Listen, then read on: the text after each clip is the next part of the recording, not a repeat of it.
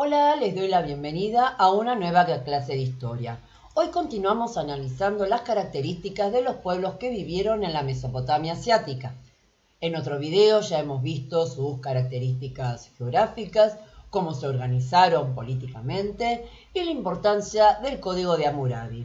Hoy nos vamos a introducir en el aspecto económico. Para ello debemos tener en cuenta cuáles fueron las actividades económicas que desarrollaron los pueblos que vivieron en la Mesopotamia asiática. En un primer momento vemos que desarrollaron la actividad agrícola. ¿Qué cultivaban? Trigo, cebada, dátiles. ¿Por qué? ¿Gracias a qué? Gracias a las tierras fértiles que estaban próximas a los ríos Tigris y Éufrates. Pero para controlar el río Tigris y Éufrates fue necesaria la construcción de un sistema de riego, es decir, de obras hidráulicas, para evitar las inundaciones o las sequías. Entonces van a construir diques, canales, represas. Pero además de desarrollar la actividad agrícola, lo que les permitía asegurarse el alimento, guardar el excedente en los templos o los palacios, también se van a dedicar a la actividad de comercio, el intercambiar productos con otras regiones. Para eso van a utilizar el sistema de trueque, de intercambio. Pero los pueblos de la Mesopotamia asiática van a desarrollar una economía tributaria. ¿Quiénes debían pagar el tributo? Los campesinos. ¿Cómo? O bien entregando parte de su producción o trabajando. Trabajando o en el campo, en las tierras que le pertenecían al rey o al templo, o también en esa construcción, mantenimiento de obras hidráulicas, de los palacios, los templos, las murallas. El centro económico de esta economía tributaria va a ser el templo, el sigurat, que administra las tierras, controla el sistema de riego, almacena el excedente de la producción agrícola y cobra este tributo a los campesinos. Y como hemos dicho, para administrar todos estos aspectos va a ser fundamental el desarrollo de la escritura, para controlar esa producción agrícola, controlar el excedente, llevar la administración. Esta Mesopotamia asiática va a tener características sociales particulares. Como habíamos mencionado anteriormente, en estas primeras civilizaciones comienza dándose una división social del trabajo, provocando una jerarquización de la sociedad. Habitualmente, estas sociedades jerarquizadas se las representa a través de la pirámide social o triángulo social. En el caso de la Mesopotamia tenemos que los grupos privilegiados, que son los menos, están formados por el rey, los altos funcionarios y los sacerdotes y comerciantes sin funcionarios. Por otro lado, los no privilegiados van a ser tanto los campesinos como los artesanos, que cuando no están cultivando se convierten transitoriamente en soldados o construcciones de estas obras monumentales. Y por otro lado, abajo de esta sociedad sin derechos están los esclavos, que en estas sociedades fundamentalmente eran los prisioneros de guerra o aquellos que habían pedido un préstamo y que no pueden pagar su deuda. Por lo tanto, en la sociedad mesopotámica tenemos grupos privilegiados, reducidos a la casta de los nobles, y los no privilegiados que debían pagar tributo y prácticamente no tenían ningún derecho que los protegiera. ¿Cómo va a ser la religión de los pueblos que vivieron, habitaron en la Mesopotamia asiática? Fueron politeístas. Y nuevamente acá podemos ver cómo se origina esta palabra politeísta. Poli significa muchos, tei, Dios, religión, y istas, partidarios, es decir, que son partidarios de muchos dioses. Cuando estamos hablando que una civilización es politeísta, es que creen, adoran en muchos dioses. ¿Cuáles eran estos dioses? Bueno, acá les comparto una lista de algunos de estos dioses. Anu, Enlil, Enki, Sin, Ishtar, Yamás. Y como ustedes pueden ver, estos dioses están vinculados a elementos de la naturaleza. El cielo, el agua, la tierra, la luna.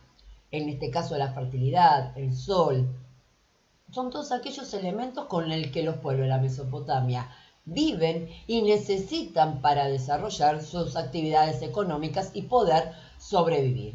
Pero el dios creador, el gran dios creador, es el dios Marduk, que lo tenemos acá representado luchando contra este ser mitológico y triunfando sobre él, por supuesto. Además de ser politeístas, ellos creían en el renacer anual. ¿Por qué? Porque ellos miraban el comportamiento de la naturaleza y veían que las plantas brotaban, florecían y desaparecían, morían, para el año siguiente volver a brotar, florecer, y eso lo van a trasladar a sus creencias. Por eso acá indicamos que este renacer anual está vinculado con las actividades agrícolas, a lo que ellos desarrollaron desde el punto de vista económico. Además, desde un punto de vista religioso, podemos marcar que realizaron distintas prácticas de adivinación e implementaron la astrología, porque ellos plantearon que si los astros cumplían un rol fundamental en la actividad agrícola, era prácticamente indudable que esos mismos astros iban a cumplir un papel fundamental en la vida de los seres humanos. Y es por eso que inventaron el horóscopo. Y aquí en esta parte les pongo cómo se llamaban los 12 signos del zodíaco en la época de la Mesopotamia. Aquí tenemos un texto cuneiforme del siglo III a.C. con una lista de estrellas que ellos conocían, porque ellos van a desarrollar un conocimiento astronómico fabuloso que les va a permitir desarrollar distintas actividades agrícolas.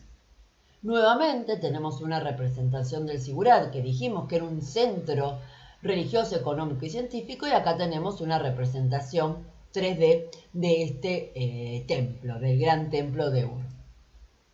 ¿Cuál va a ser el legado o la herencia de la Mesopotamia? Es decir, ¿qué nos dejaron los pueblos de la Mesopotamia para hoy estar estudiándolos?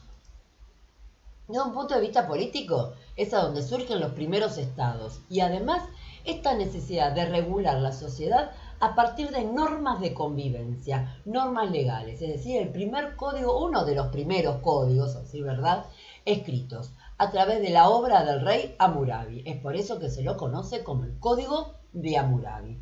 Desde el punto de vista económico, obviamente que un legado fundamental va a ser cómo los seres humanos se adaptaron a su medio geográfico, cómo los pueblos de la Mesopotamia, gracias a las tierras fértiles que estaban próximas a los ríos Tigris y Éufrates, pudieron desarrollar la actividad agrícola ganadera. Y para eso tuvieron que desarrollar ciertas técnicas de cultivo e ingeniárselas para hacer un riego artificial, construyendo distintos tipos de obras hidráulicas.